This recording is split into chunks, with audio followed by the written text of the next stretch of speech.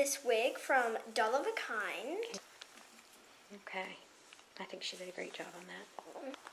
This doll was one of the Truly Me bald versions. Truly Me bald version. And I need you to take her dress off so we don't get glue on it. Okay.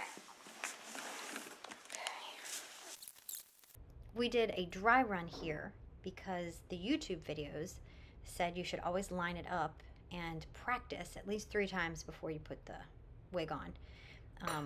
Otherwise you may have to take it off and start over again. And we had some Angora parts right here that we got from another site, and I wanted to see if we could put highlights in his hair and also have enough for his beard, and it turned out that we did not. We only had enough for his beard, so he only got 1 highlight, but hey, 1 is better than nothing, right?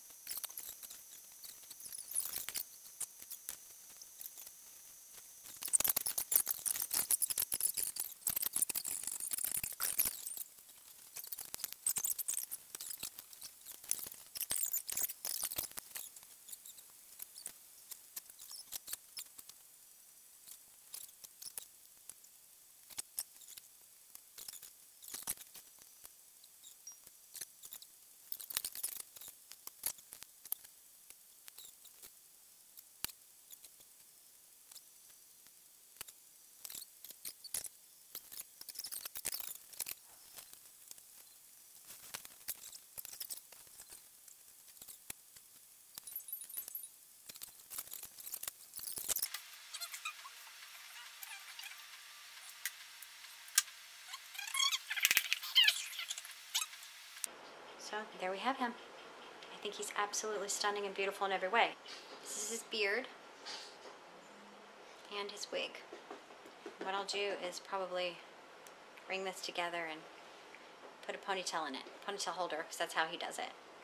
Or we can just let it down sometimes. Oh, he has little bells on it. Well, I'll have to find some bells that are very light. The hair that I used for the beard, I actually bought off of a site on Etsy.